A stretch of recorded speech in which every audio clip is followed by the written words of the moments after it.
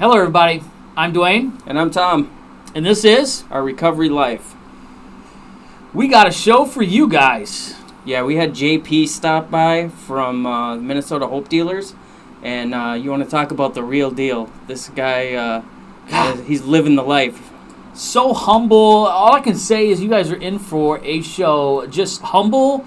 Guy has so many things going on and has his hand in so many recovery things, and just how humble where he just only said a few things. But man, I tell you, this guy, his just meeting him in person is he is the real deal, and I think you guys are really going to enjoy this. Yeah, well, we just want to thank him for coming by. It was an honor and a privilege to definitely to have him in studio. So yeah, thank you.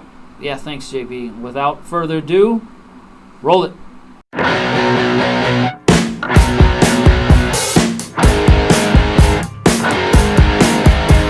Man, oh man, do we have a good one for you this week. Yeah, we've been waiting for this one. We just want to welcome JP. Hey, how y'all doing? How everybody doing? So let's start from the beginning. Tell us a little bit how you started out, and let's get into it. Where you came from? From the west side of Chicago. From Chicago. From the streets. I'm an ex-gangbanger and drug dealer from Chicago. I grew up poor, single mom, no father, studio apartment. You know what I mean? Basically, it was humble beginnings, I guess you can say. So it was pretty rough from where I come from. You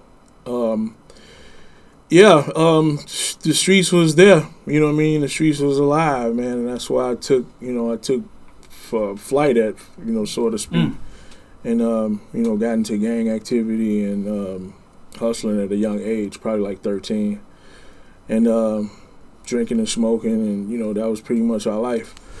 I attempted to do the right thing or whatever. I did graduate high school and stuff like that, but I was still multitasking in the streets.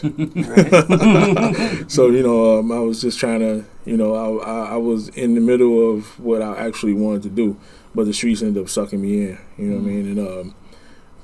And went to jail a few times. Went to jail a lot of times. You know what I mean? Been to prison twice or whatever. Probably been arrested over 200 times. Wow. So I wasn't a good dealer or criminal growing up, but being in jail that many times and being around the people that I was, I don't know if it's such thing as a good criminal, but you know what I mean, a good dealer or something. But I had to learn the blueprint of hustling, and we didn't think it was nothing wrong. You know what I mean? It was just a way for us to survive. So that's pretty much how I was raised. So then when you were growing up, around 13, that was just what you did. Okay, yes. Now you go out to the streets, you start making your money. Pretty much, and going to school at the same time. You know what I mean? Because we went to school and we were selling drugs in school. You know what I mean? To the teachers and stuff like that. So, and that's where all our homies was at.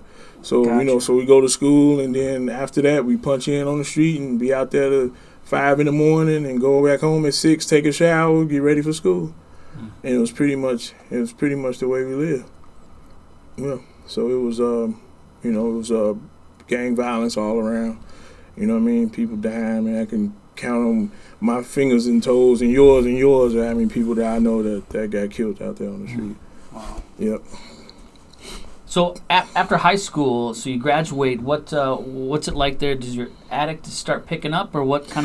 Well, yeah, that's what happened. See, when junior year came, you know what I mean? I mean, we was out in the street, but I still, wanted to at least do the right thing. But like junior year came, that's really when I started getting out in the streets and, being affiliated with the streets or whatever. And actually, I didn't graduate from my school. I went to alternative school because I got into a big lunchroom fight when I was like a credit too short. So but I did graduate or whatever. So just want to keep it 100. But that's when like the transition of in the middle, I was trying to find myself, and I thought that was me finding myself being involved with the street life or the lifestyle or whatever.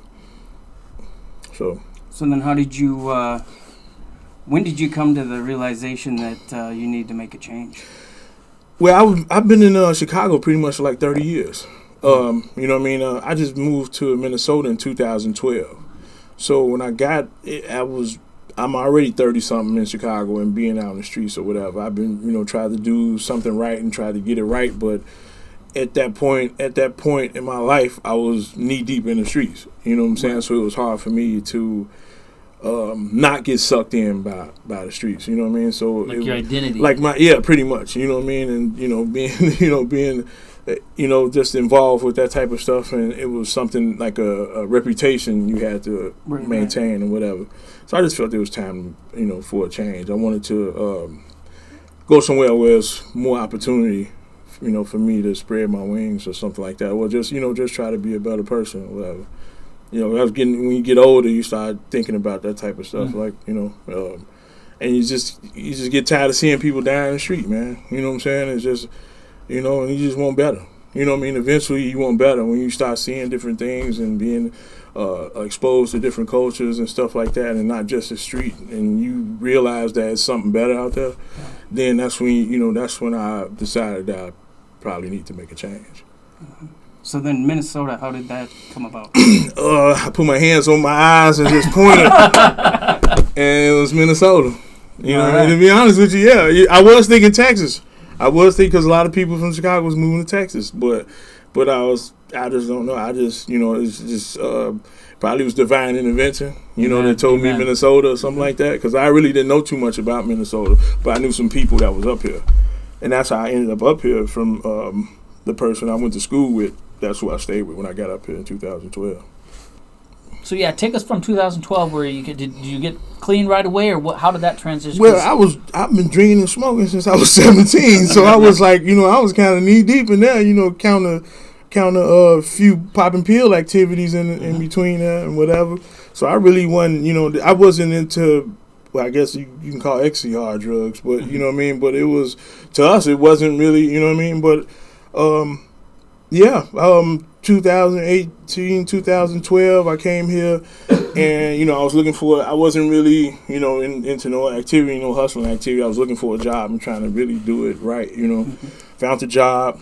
Collector. I was an ex-collector, and I lost my job.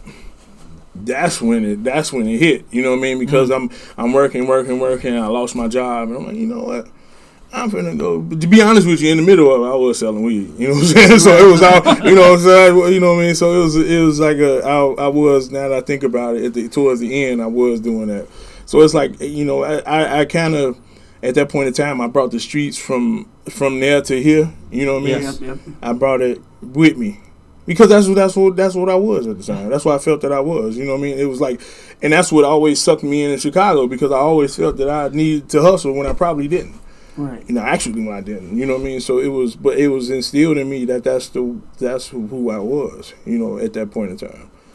Yeah. Yeah, and when you know something, that's all you know. Right, that's what you know. You know what I mean? If you've been liking cats all your life, and you get a dog, I don't want no dog. I want a cat. You know what I mean? Until you realize that, hey, the dog's not so bad. You know what I'm saying? So that's pretty in an analogy of a sense. You know what I mean? Wherever you go, there you are too. Yeah. And I'm I'm from Chicago, so my opportunities. And I'm an opportunist, so you know what I'm saying. And I see opportunity, it's different now, you know what I mean. But when I'm like, opportunity, okay, and just And I ended up losing my job, and I think I lost a piece of my self-esteem with it too. It's like, man, what's the use? Yeah. You know what I mean. So it was like, it's just, it's just bad. It's messed up when you have stuff chisel away at your self-esteem. You know what I mean? Yeah. It's like, you all revved up to go, and your self-esteem or something happens, which I learned now that you probably shouldn't be in your feelings at that point in time, but at that point in time I didn't know. I was already feeling some type of way about myself, being depressed and all that stuff, and anxiety and PTSD, which I didn't know I had at the time. And I had, I'm manic depressive, so I deal with mental health issues too. So I didn't know it at the time, and I was down in the dumps. I'm just gonna be a hustler all my life. Forget it. I might as well be the best one. That's who I am. Yeah. So, and that's when it came about again, and that's when using hard drugs came in. You know what I mean? That's when my DLC was methamphetamine. So I used to sell it for somebody until I started selling it myself. And that's when it all started for me. And that was around 2015, 14, 15 or something like that. So what I'm hearing is it kind of slowly progressed, and then once you hit the meth, it was I wouldn't have never messed with meth like before. You know what I mean? Because you know what I mean, I hate to say it like this, but you know, back then I thought I was better than that. Oh, you know what I'm saying? I ain't doing no meth. I ain't doing no crack. You know what I'm saying? I ain't no crackhead. You know what I mean? And stuff like that. So, but I'm chiseling my self-esteem is being chiseled away. Like, hey, you want to try it? I'm like, you know what? I'm gonna live once. You know what I'm saying? And it's worse. You know that. But I'm not gonna say it's the worst mistake of my life, because they say that, you know, your struggles and your tribulations is what make who you are today. You know what I mean? So, you know, if I didn't try it, maybe I wouldn't be the person I am today.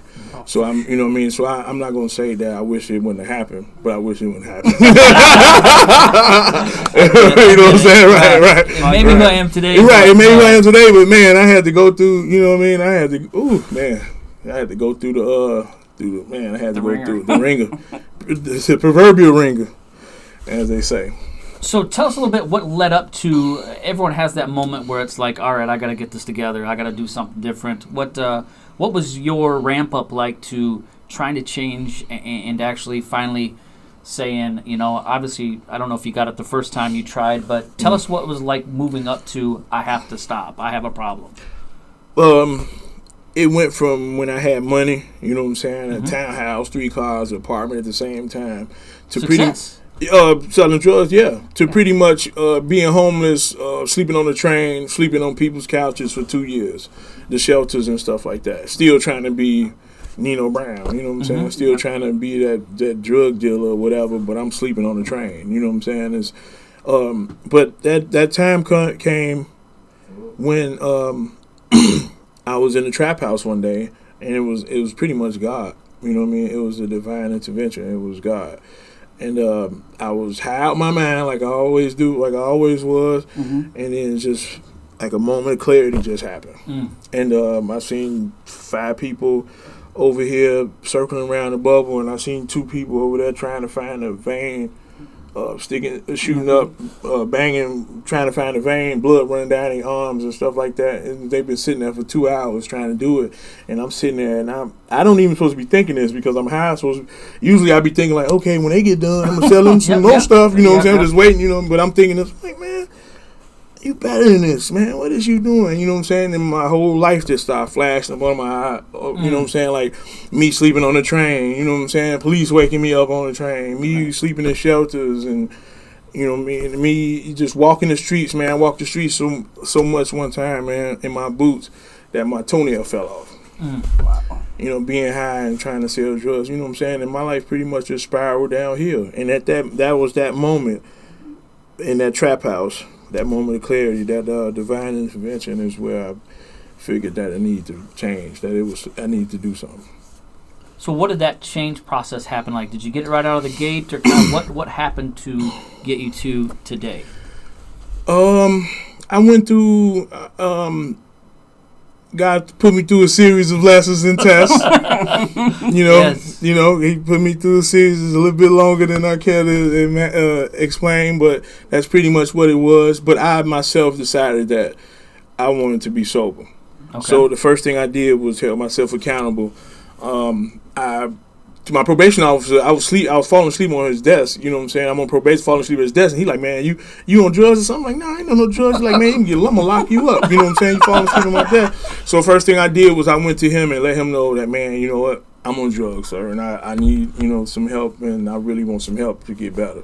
So that was my way of holding myself accountable, by telling somebody in that position, forcing myself to help. You know what I'm saying? Because if I would, you know what I'm saying? I couldn't do it on my own. I ain't gonna say I probably could have did it on my own. I couldn't do it on my own. But you know what I'm saying? If I would have tried it on my own, it would have been, you know what I'm saying? It would have been a more chance of me slipping than it would be. So in order for that not to happen, I told my probation I'll put some pressure on myself, put a fire up under my butt. And how hard was that to tell yourself? Because we're raised to. I already know. But that's what I'm saying. It was a divine intervention, man. It was God in my ear telling me the steps that I need to take, because I never would have thought that. I didn't tell my probation officer nothing. Right. You know what I'm saying? I do. I ain't even want to tell him falling asleep at his desk high, and I ain't telling him nothing. Like, I ain't high now. I just ain't gonna sleep. I just been working overtime. You know what I mean? And just but that was like the first step that I had. I'm like, why? I'm like, why? I used to question God about the things. The steps that I take, and that was that was a thing that I did, and I was like, wow, I don't know, but let me go do it. And I did it. And he's like, and I didn't know the consequences. He already told me he was going to take me to jail, but I kind of was ready. Mm-hmm. I was desperation mode, man. And I looked it up, and it's they got a thing for it called Deaf Ground or something like that, and it's a big thing. But if somebody want to look it up, that'd be cool. But it's it's just like I just didn't care about the consequences. I just wanted to be better. I wanted to get some help. I wanted some help for what I was doing. I just and luckily he said, I'm happy you came to me. We're gonna try to get you some help. So scheduled Rule 25. I took the Rule 25, but it took them 2 weeks. Actually, I waited 2 weeks. They said it was going to call me when the bed opened. And during those 2 weeks, I was living in a shelter and I was sober. You know what I'm saying? I didn't do any, didn't do anything. I was just I really wanted to get clean. So that was me taking the initiative to getting sober. So them 2 weeks that I was waiting, I didn't get high. And so I ended up calling the treatment center that I was in or whatever, Vivo. Shout out to Vivo. But and I went down there, and it was like, oh, we got a bed for you. We got a bed open for you. After 2 weeks, I went down there. 'Cause I'm like, it's taking too long. So I went down there. I know me. Right, because I'm about to, man, it's 2 weeks, you know what I'm saying? Whatever. And, I'm shaking and stuff, and you know what I'm saying? It's ugly. And withdrawals and stuff. So, you know what I'm saying? The sleep patterns and everything. So I'm just like, I'm finna go down there. They're taking too long. They're like, oh, we got a bed open for you tomorrow. So I'm like, man, it's just... God doing it. Yeah, though he been real good to me, you know what I'm saying? And I'm nothing without God, and I get my strength. That's where I get my strength from, and I see more. I always was a believer of God, you know what I'm saying? But as I got sober or whatever, I seen him working in my life and other people's lives too, to know that he's real. So you go into treatment. What was it? A 12-step, 30-day, like what? Intensive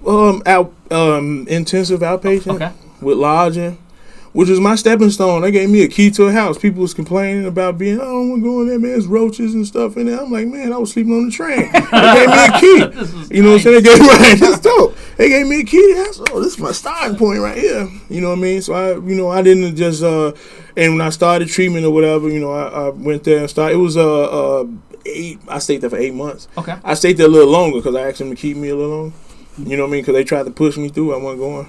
You know what I'm saying? Baby steps. Right, yeah. You ready to grab? No. No. You ready to go move here? No, I'm not ready.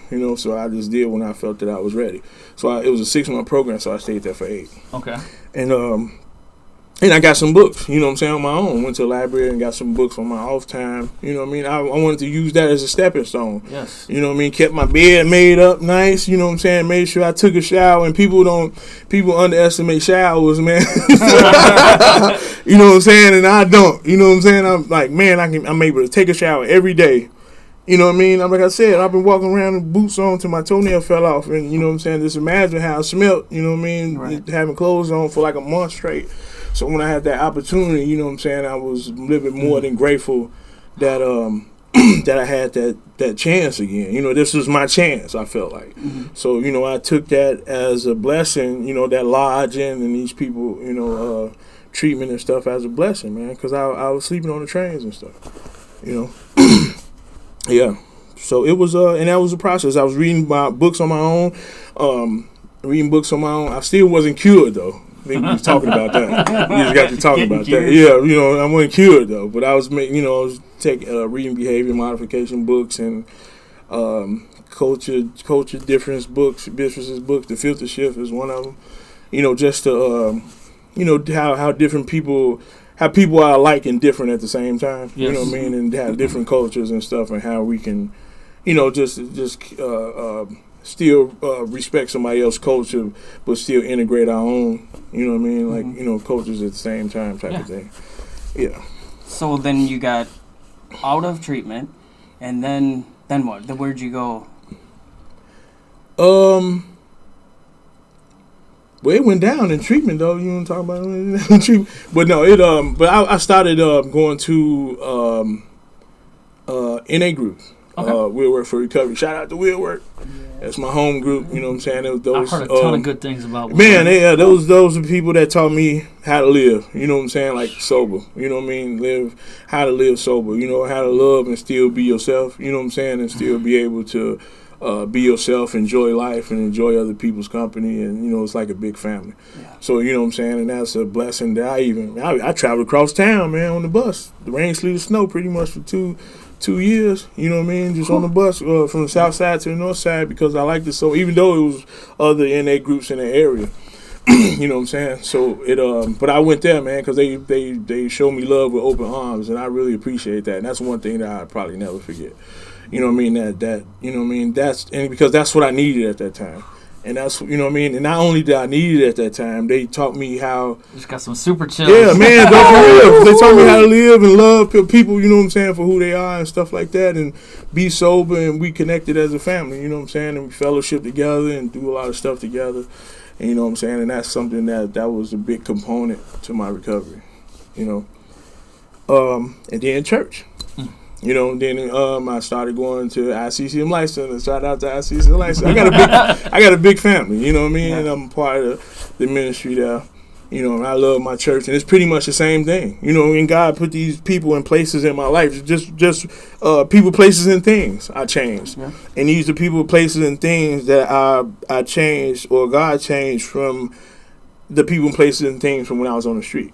And then just replace them with these. So if you take one thing, add and take the bad out and replace it with the good. It's like habits, you know what I'm saying? It's like bad habits. You replace your bad habits with the good, and that's pretty much what God did to my life. And put ICCM people in the past. Shout out to Pastor Monica, and you know what I mean. Put and same thing as at We'll Work. You know, they taught me how to live too. They taught me how to love. I'm going through a discipleship program now. Leadership and discipleship program, and basically pretty much learning about ourselves, about God, and how to love people regardless and unconditionally. You know what I mean? And that's a big component too to my recovery. To overcome your feelings and not to be stuck in them.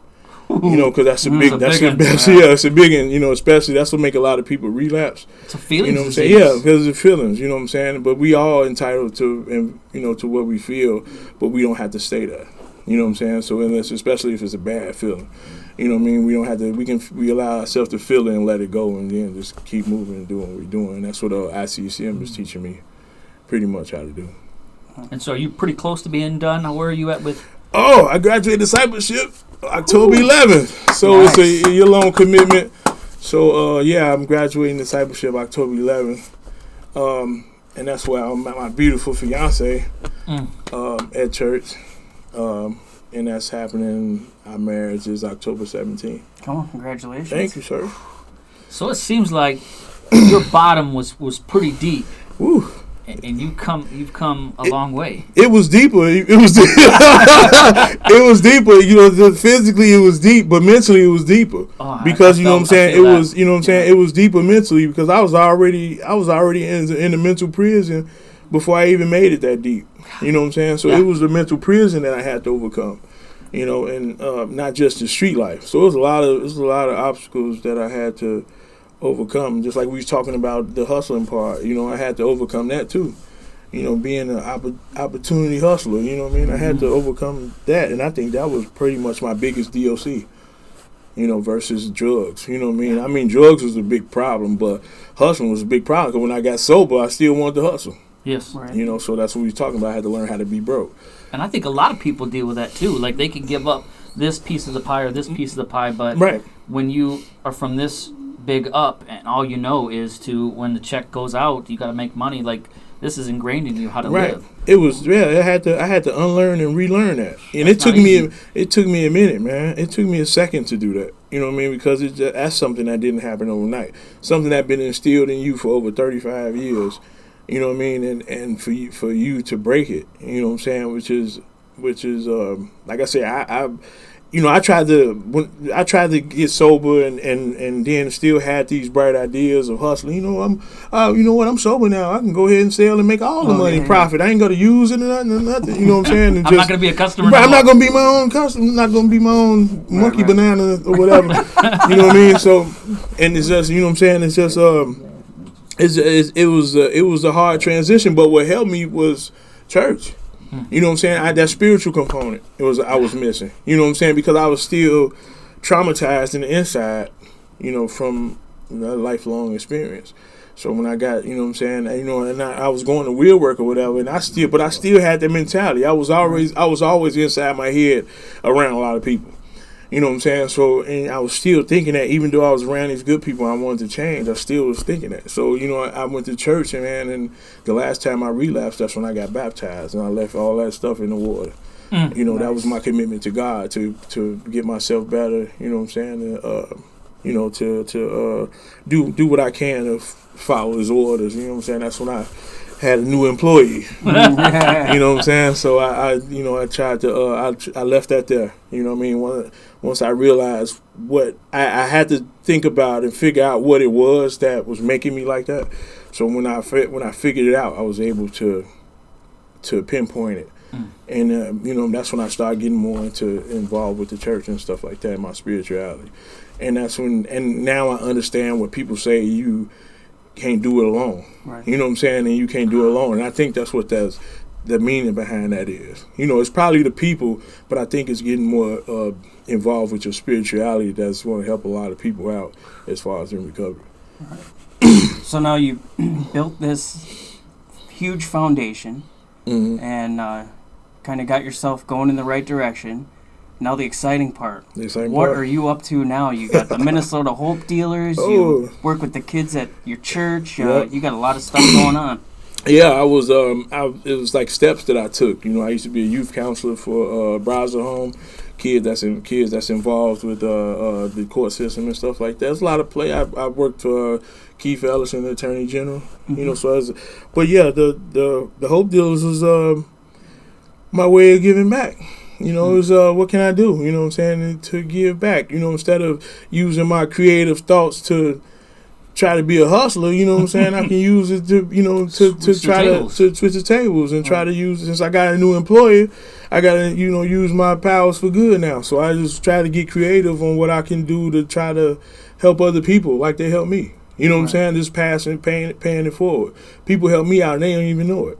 You know what I mean? I watched and observed and, you know what I'm saying, seeing a lot of people and seeing what they was doing and, you know, even the little things, you know what I'm saying, even the big things. A lot of people helped me out when nobody was there for me. Right. You know what I'm saying? And that's my way of paying homage to those people, you know what I mean? And paying homage to those people and also helping other people find the direction. I had to look around and find it. You know what I'm saying? I had to go through a maze to find direction. You know what I'm saying? I don't think people should go through that if they need some help. So if they have a pathway or something to get them some help, you know what I'm saying, like a pipeline or something like that to get them some help, that's where the Minnesota Hope Dealers come in at.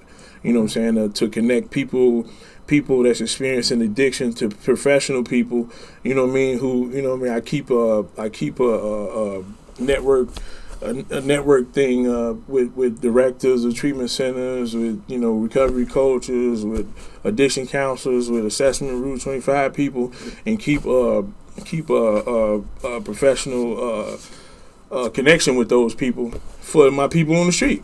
You know what I'm saying? So that way, you know what I'm saying? Because, man, I want some help, but I don't know how to do it. Or they want some help, and they go walk in Route 25, and they only take 3 when it's 10 people out there. You know what I'm saying? So, you know what I mean? But they really want some help. What about the other 7 that's out there, waiting. on the streets. You know what I'm saying? They back on the street doing what they want to do. So I want to be there for those 7. Yeah, You know what I mean? Those And 7 might that's not what I'm make saying. it back. That's what I'm saying. again, That 7 probably ain't coming. Like, man, Right. forget this, man. I tried it, it ain't over. Because I did the same thing. I tried when I got the job. Okay, bam, and I lost it, man. Forget that. I'm just, Back out. you know what I'm saying? I know how that feel like. I know what that feels like when you That's get empty. when you want some help and you really know you want some help, but somebody turn you around and don't nobody want to deal with you or whatever, or people discriminating against you because you experience an addiction. You know what I'm saying? And they just calling you a crackhead or this and that, or treating you like a number and stuff like that. I want to help change that. You know what I'm saying? I want to. You know what I'm saying? I want to be able. Somebody can come to me. Bam, we can get them assessment as soon as they call me. You know what I'm saying? Or bam, get them in here. Y'all need some housing. Bam, I got connections with sober housing. You know what I mean? Bam, here, and try to keep those connections. And that's what I built the Minnesota Hope Dealers off of, pretty much. At first, it was just a uplifting group. A group where people can go and get inspired, empowered. Throw some positive memes in there, and then it just turned into something totally different. You know what I'm saying? But every day I was thinking of how I can be better, or how can I make this better, or how, who who would benefit from this. And what did I would go through that I wouldn't want other people to go through. So let's say I want to quit. Mhm. I don't know where to go. I don't know where to turn, or I know somebody in that. How do they get a hold of the Minnesota Hope Dealers? You can email me, jp@minnesotahopedealers.org, or you can call me. You can call my cell phone, 763-290-2736. You know what I mean? We have 41 mentors in the group. We do have people on the board and stuff like that, and we involved with different treatment centers, around the Twin Cities area. So I try to keep those connections and stuff like that, and for people like that, so they can get in contact with me through the phone number or the email address, or even Facebook. Facebook message me if somebody needs some help, readily needs some help. I'm more than willing to help them out, or they can, I can, if I'm not able to help them out personally. Like I said, it's like 41, 42 mentors that's within the group that can assist you to do the same thing. So what I'm hearing is something that started out as some just positive memes, people getting together, somehow grew to now. It's a movement now, man. You see it's a movement now. So now, you know what I'm saying? So now we got people, Minnesota Hope Dealers, not only are we networking with treatment centers and directors and stuff like that, we got people in positions, people who are addiction counselors, who are recovery coaches. I myself is a certified peer recovery specialist too. Nice. So, I'm a recovery coach too. So that was part of the start of my journey. But we have people in different positions in different treatment centers that I know, that I'm in conjunction with, that can help people out. You know what I mean? Oh yeah, send them through. Hope Dealers, send them through. So we just trying to start a movement and sort of like a subculture of recovery. You know what I mean? A new revolution of recovery. So people who need some help that come to us, we have people in these positions or people in these environments. You know what I mean? We just did a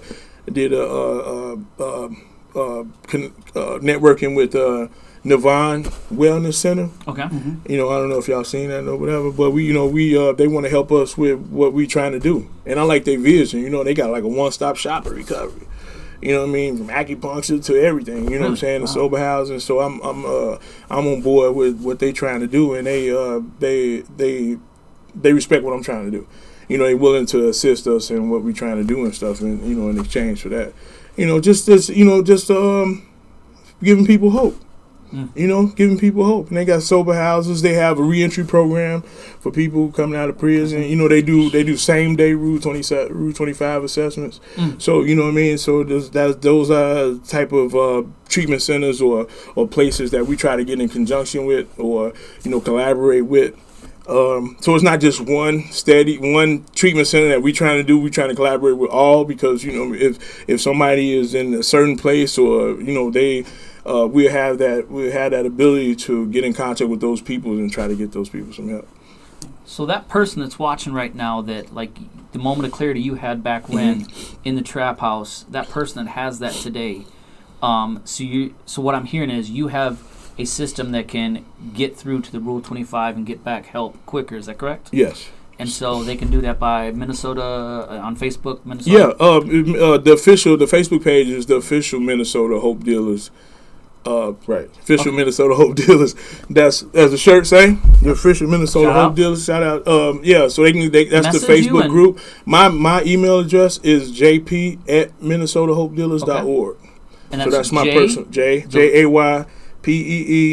@minnesotahopedealers.org. Well, I'll throw it up right here. You throw it up right. Oh yeah, Here. right. That's good. So, but they can get it. They can email me, and we can try to get. So because I don't want people to wait them 2 weeks like I did. Correct, 'cause Right. most You know what I'm people saying, don't. right? And some people are homeless, man, and some people, people experience drug addiction. Their patience is thin. Yeah. For a lot of things, you know what I'm saying, and you know what I mean, and I waited for 2 weeks because I was ready. You know what I'm saying? But a lot of people, they probably be ready, and they probably just need that help, and just somebody to grab their hand and be like, "Hey, come on, I got you." Man, You know what I'm that's saying? awesome. And that's a lot. That means a lot to somebody who's trying to get some help Oh, because it meant a sure. lot to me when they did me like that. So I'm just trying to pay it forward. The majority of the stuff that that we do or whatever is pretty much coming out of my pocket or whatever. And that's why we're trying to sell the shirts and fundraise and stuff, and try to expand the brand and just trying to do what we can to help as much people as possible within the Twin Cities. Okay, so if we want to get involved, what do we get a hold of you the same way? Yeah, same way. Yeah, get a hold of me the same way. I'm always looking for volunteers right now to come. If somebody needs to get picked up because I'm in school. Right. I'm in school to be a drug and alcohol addiction counselor. I guess you can say for my LADC, which I'm almost done. 2 more Big semesters. things. Man, I'm Big trying things, to. yeah. Man, I'm trying. Getting married, college. That's doing big things. I had to wait a month. I had to wait a whole year before I was able to go to school because I had the student loan thing. So I had to wait a whole year and work all that. That's another show. That's another show. But I stayed the course, and I waited out. I didn't give up on what I wanted to do. Is the point? You know what I mean? So it wasn't just people see where you at now and think that They it don't just see the- it just popped up. They Right, don't see the duck paddling under the water. You know what I'm saying? They don't see how all the work that was put in. But like I said, I get my strength from God. You know what I'm saying? I enjoy it. You know what I mean? I think I found my purpose, and just wanted to answer the call for God when he when he called me. So yeah, and just I just like I said, and I just want to help people out. You know what I mean? And do the best that I can with that. Because I think I dedicated my life now to making people feel less broken. So That's amazing.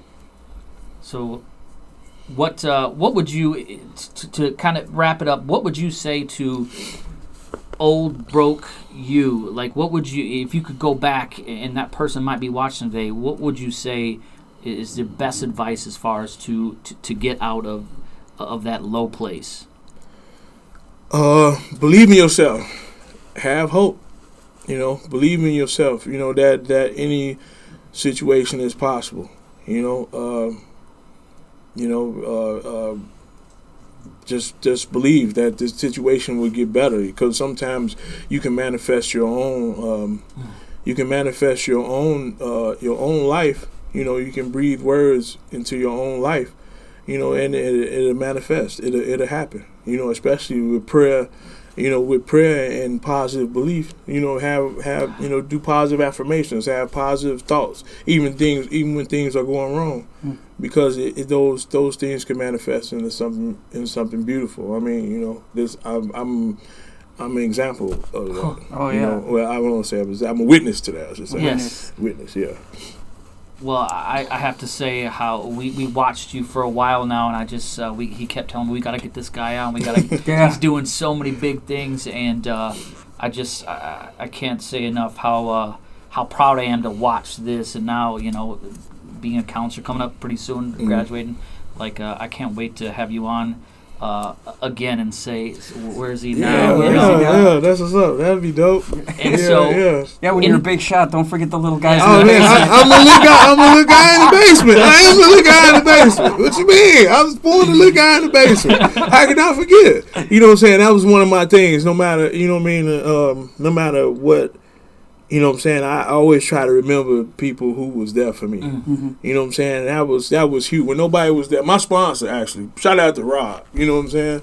And my sponsor, you know, my recovery coach test. Called everybody, man. Called everybody. But nobody. He's like, oh yeah, I'll take you. I'm like, bet. It's like 60 miles away. You know what I'm saying? No, I got you. But you know, but those are the examples in my life that made that molded me for who I want to be today. You know what I'm saying? I want to be that person. You know what I'm saying? That you know what I'm saying, that he was to me. You know what I'm saying? That was the example for me. You know, he was an inspiration for me. You know what I'm saying? And along with everybody, you know, along with my fiance, along with Miss Gracie and Kenny, and you know, and everybody, and we're working church and at CCM Life Center. You guys, you know what I'm saying? Along with these people, along with everybody who I grabbed a little something from, that showed me positivity, that gave me my faith in humanity again. You know what I'm saying? And I want to be that person, you know, to give faith into somebody, you know, about humanity when they feel that everybody's against them. You know. Yeah, man. I just want to thank you so much for coming. No problem, Talking man, about my making pleasure. the trip, that's a little trip for you too. So. Hey, you know, we riders, man. You know what I'm saying? We riders, man. You know, it's for a good cause too, and I like, you know, I love y'all and what y'all doing too, man, for the recovery community. You know what I'm saying? So it's my pleasure. Thank y'all for having me. You know what I'm saying? I really appreciate it, man. All right. And so remember, official Minnesota Hope Dealers. Yes, sir. And message them on Facebook, the website as well, email. And remember, fight the good fight. Keep it clean.